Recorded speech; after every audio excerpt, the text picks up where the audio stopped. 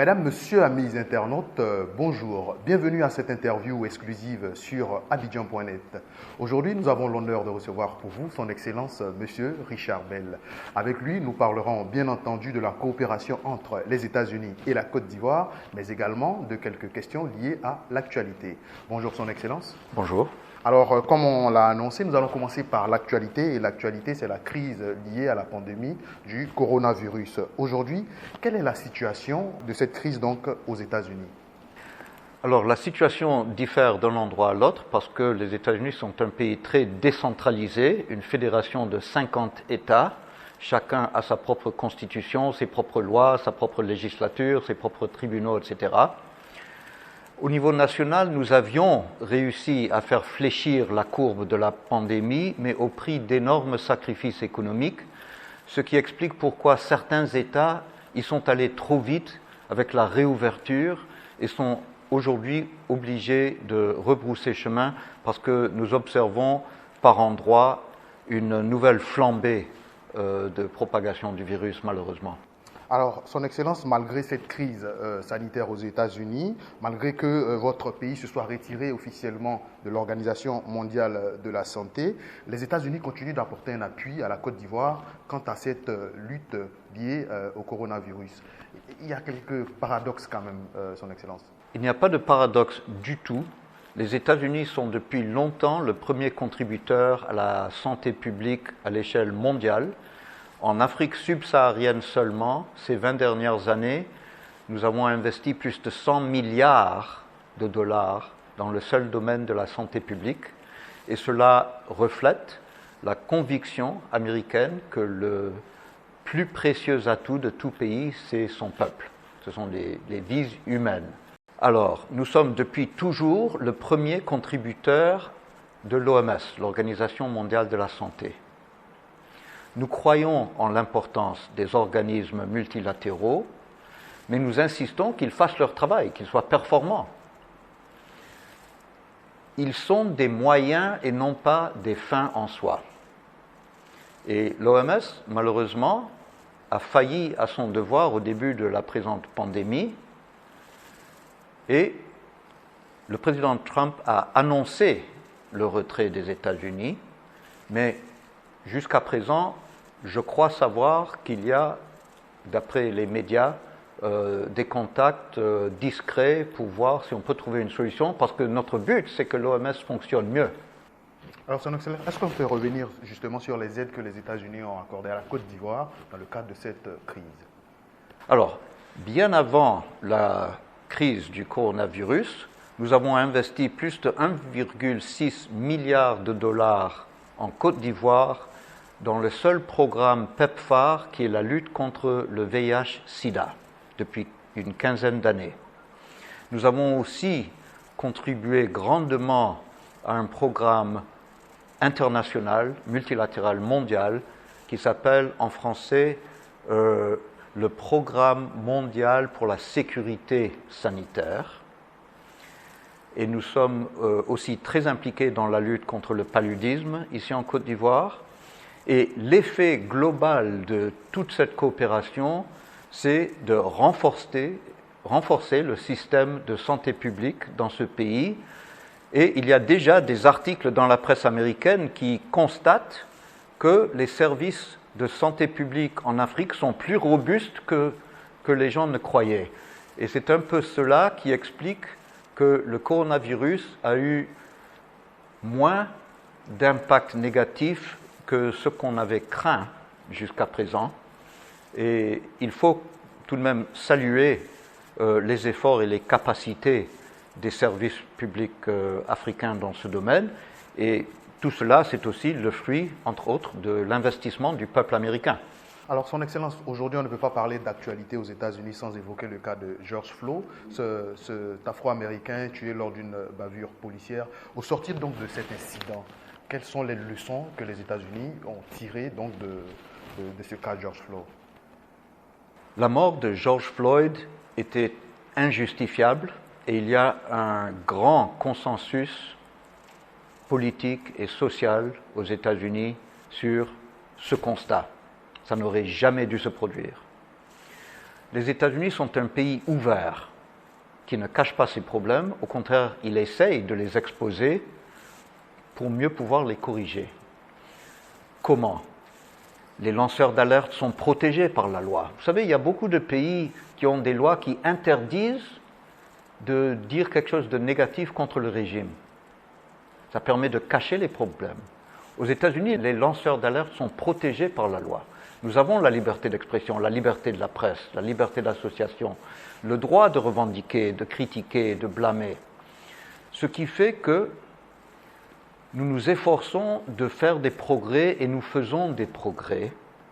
Nous avons fait d'énormes progrès de mon vivant parce que malheureusement, quand j'étais déjà écolier, il y avait encore dans la loi de plusieurs États l'interdiction de la mixité raciale. C'était interdit. C'était de la ségrégation rendue obligatoire par la législation de certains États. Mais pendant les années 60, ça a été complètement renversé et maintenant, depuis plus d'un demi-siècle, il est strictement interdit d'avoir la ségrégation raciale. Et les gens qui se sentent lésés ont des recours auprès du système de justice. Nous avons encore beaucoup de chemin à faire parce que l'héritage de centaines d'années d'esclavage et de racisme institutionnalisé, ça ne s'évapore pas tout seul. Nous avons encore du chemin à faire, mais le consensus autour du cas Floyd est très encourageant parce que n'oublions pas que les 4 policiers concernés ont été licenciés le jour même. Ils ont par la suite été tous les 4 arrêtés et inculpés pour meurtre. Donc, c'est la réaction qu'il faut voir. Ce n'est pas seulement la violation, mais qu'est-ce qui arrive quand on constate la violation? On pourrait dire que désormais la vie des Noirs comptera aux États-Unis ou compte depuis longtemps et que cet intérêt pour la race noire sera donc renforcé après donc, cet incident avec George Floyd. Alors vous parlez du mouvement Black Lives Matter, les vies noires comptent. Pour moi, cette expression n'est pas tout à fait complète. Pour la compléter, il faut dire les vies noires comptent tout autant que les autres. Tout autant que les autres. Et il y a de plus en plus de consensus sur ce point. Il y a une ONG qui s'appelle Black Lives Matter. Je ne parle pas de l'ONG, je parle du mouvement, du concept, du principe, qui est déjà inscrit dans la législation depuis plus d'un demi-siècle, mais qu'il faut vraiment faire enraciner dans les cœurs de tous les Américains, et c'est en train de se faire de plus en plus, j'en suis sûr. Très bien, Son Excellence. Alors, on va aborder maintenant les questions de coopération entre la Côte d'Ivoire et les États-Unis. Cette coopération date d'un peu plus de 60 ans. Aujourd'hui, quel est le niveau de coopération économique, surtout, entre la Côte d'Ivoire et les États-Unis? Quels sont les principaux domaines dans lesquels vous travaillez? Vous avez parlé du domaine sanitaire tout à l'heure. Et puis, est-ce qu'on peut avoir quelques chiffres, notamment au niveau de cette coopération entre la Côte d'Ivoire et les États-Unis? Pour ce qui est de l'action du gouvernement américain en Côte d'Ivoire, le programme le plus important depuis une quinzaine d'années, c'est le programme PEPFAR, la lutte contre le VIH-Sida, plus de 100 millions de dollars par an. Et depuis l'an dernier, il y a aussi un important programme de plus de 500 millions de dollars sur 5 ans, qui s'appelle le MCC, Millennium Challenge Corporation. C'est dans 2 domaines, le transport routier et l'éducation, surtout au niveau secondaire et surtout avec des collèges de proximité pour rendre plus facile aux jeunes filles de poursuivre leur éducation en sécurité. Alors, ce programme vient vraiment de démarrer et la Côte d'Ivoire a été vraiment performante afin de se rendre éligible, parce que ce qui fait l'intérêt du programme MCC, c'est qu'il faut être éligible, et pour cela, il faut répondre à des critères de bonne gouvernance.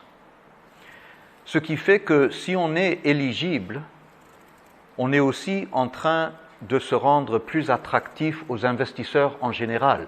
Or, tout pays a besoin d'investissement pour progresser, et les investisseurs ont le choix. Donc c'est ça un point très important. Les investisseurs ont le choix, il faut les attirer. Et pour cela, il faut avoir une bonne politique, une bonne situation qui leur donne confiance. Et la Côte d'Ivoire a beaucoup progressé ces dernières années dans ce sens. Les États-Unis s'intéressent beaucoup au travail des enfants dans les plantations de cacao. Le gouvernement américain finance régulièrement des enquêtes sur la question. Aujourd'hui, quel est l'état des lieux donc, de ce travail des enfants dans les plantations de cacao en Côte d'Ivoire? Effectivement, le cacao est quelque chose de très important dans l'économie ivoirienne et les enfants sont l'avenir du pays. J'ai dit tout à l'heure que nous avons la conviction que l'atout le plus précieux, c'est le peuple, ce sont les vies humaines. Or, les enfants d'aujourd'hui sont les adultes de l'avenir et c'est un investissement très important pour toute société que de faire éduquer les enfants, de les scolariser.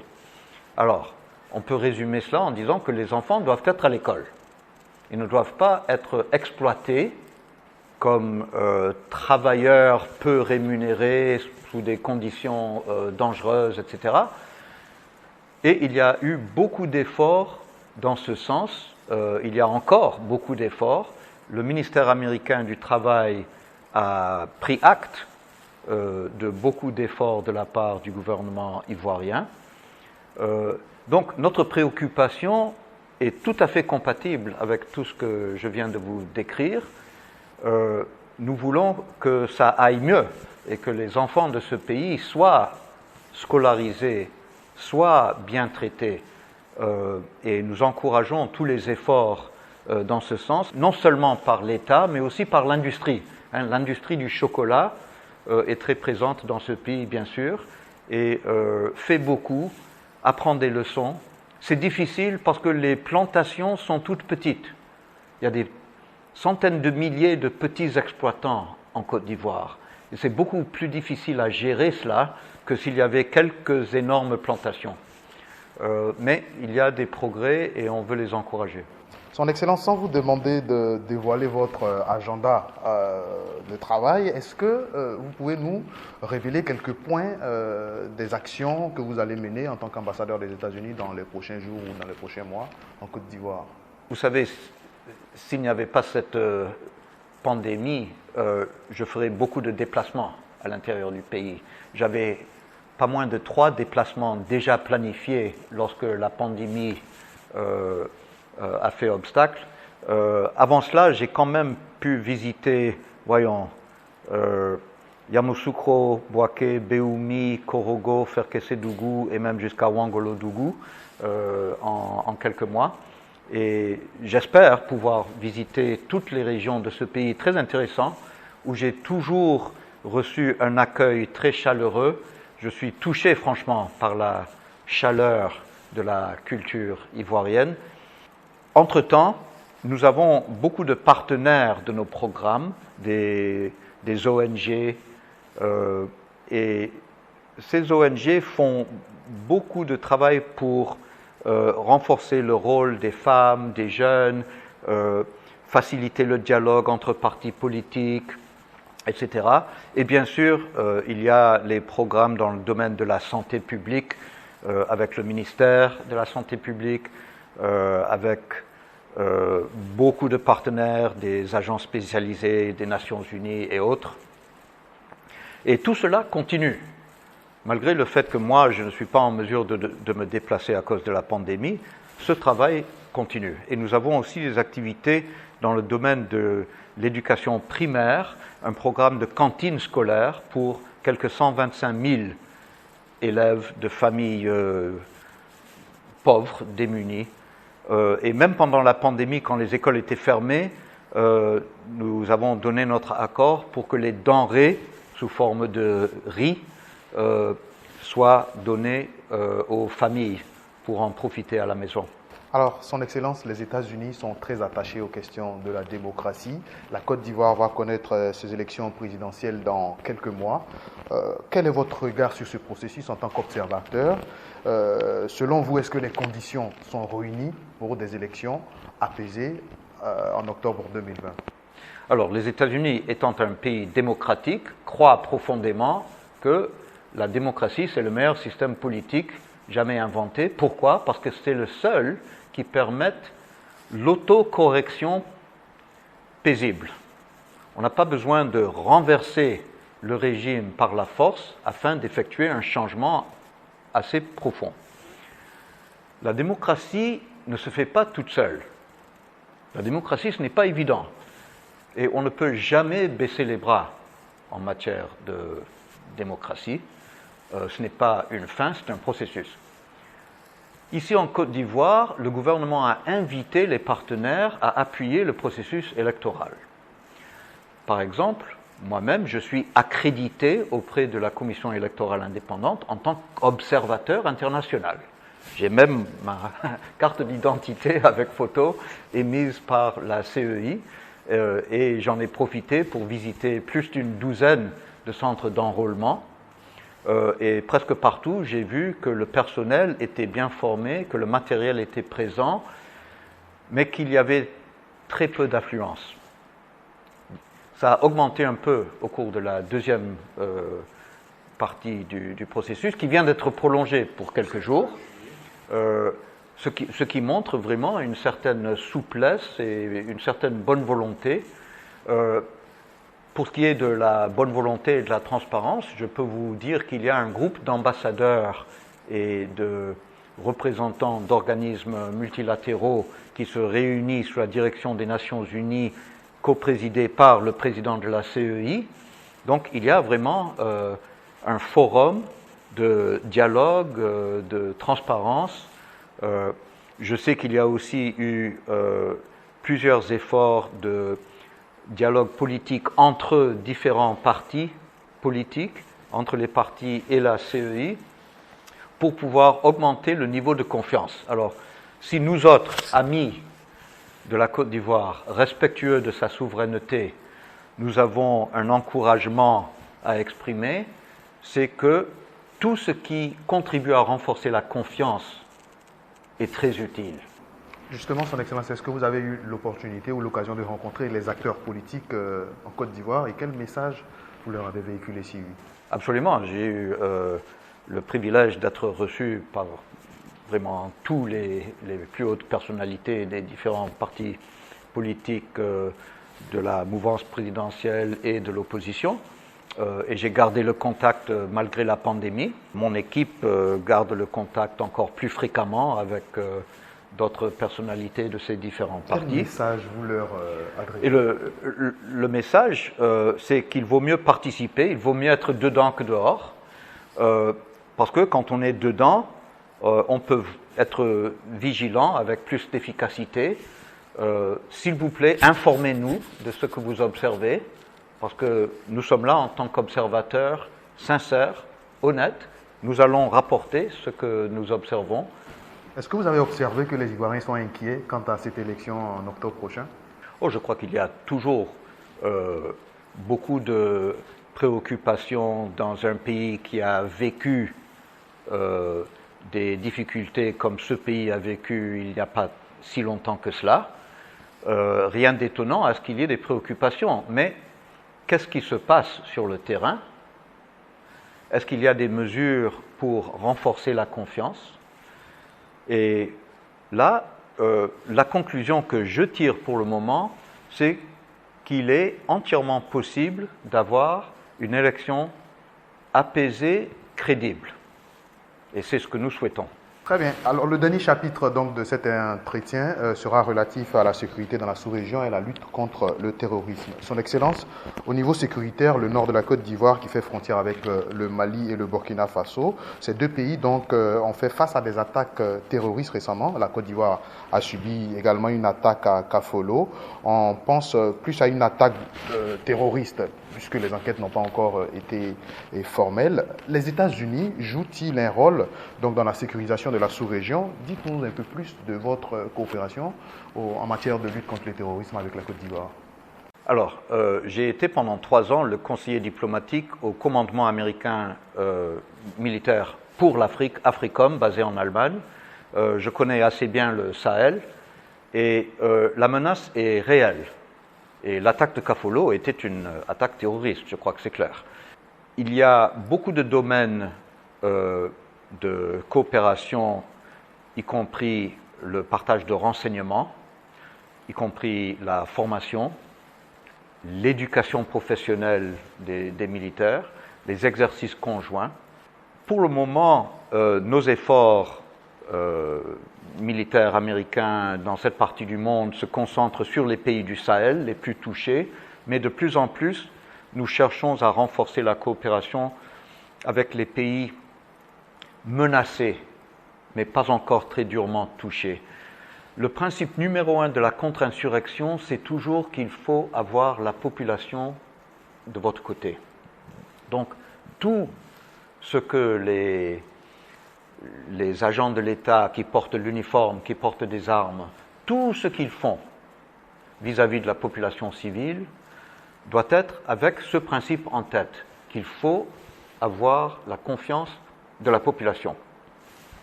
Donc, il faut à tout prix éviter la stigmatisation de quelque groupe que ce soit, ethnique, religieux ou autre.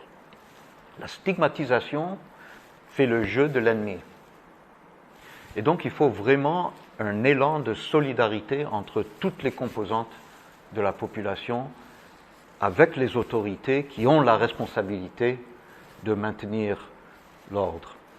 Et je crois savoir, parce qu'on m'en a parlé lors de ma visite au Nord, qu'il y a une bonne coopération transfrontalière, surtout avec le Burkina Faso. Il y a bien évidemment un rôle très important que la France est en train de jouer au Sahel avec son opération Barkhane, que les États-Unis soutiennent de façon significative. Et tout porte à croire que nous allons poursuivre et, je l'espère, renforcer notre coopération avec les pays du champ et avec nos amis et alliés français. Son Excellence, nous sommes au terme de cet entretien. Mais avant de conclure, vous êtes en Côte d'Ivoire depuis un moment. Qu'est-ce qui vous a le plus marqué positivement? Et enfin, votre vision de la coopération entre la Côte d'Ivoire et les États-Unis pour terminer. La Côte d'Ivoire est vraiment le moteur économique de la sous-région et la stabilité de ce pays importe pour la sous-région tout entière. Et je suis heureux de voir la Côte d'Ivoire jouer de plus en plus le rôle qu'elle mérite de jouer. Mon pays tient à la stabilité et au développement et au progrès de la Côte d'Ivoire parce qu'il y va de notre propre intérêt que ce pays, cette sous-région, l'Afrique tout entière, progresse et réussisse, devienne un plus grand marché pour nos produits, je peux même dire ça, fasse partie de la solution et non pas du problème. Il y a déjà assez de problèmes dans le monde, on veut moins de problèmes et plus de participants à la solution. Et donc, je crois que nous allons poursuivre les relations positives qui datent d'une soixantaine d'années déjà, parce que c'est tout à fait raisonnable de le faire, il y va de notre intérêt commun. Ma question pour tous les curieux qui nous regardent, qu'est-ce qui a le plus impressionné Son Excellence depuis l'Abidjan? Deux choses, je crois. Il y a un niveau impressionnant qu'on peut trouver chez les plus hauts dirigeants. Il y a un niveau de compréhension de comment une économie moderne fonctionne. Franchement, pas tous les pays sont dirigés par des gens qui comprennent comment une économie moderne fonctionne, parce que c'est très compliqué. Et puis l'autre chose, comme j'ai dit tout à l'heure, c'est la chaleur humaine. Il y a quelque chose d'attachant que je perçois chez les Ivoiriens. Alors, je suis très honoré de vivre parmi les Ivoiriens pendant une période qui durera, je l'espère, assez longtemps. En tout cas, nous avons eu beaucoup de plaisir à vous recevoir ici, Son Excellence, Monsieur Richard Bell. Mesdames, Messieurs, amis internautes, cette interview prend ainsi fin. Nous avons donc parlé des questions d'actualité, des questions relatives à la coopération économique entre la Côte d'Ivoire et les États-Unis, mais également au niveau de la sécurité dans la sous-région et de la lutte contre les terrorismes. Merci de nous avoir suivis.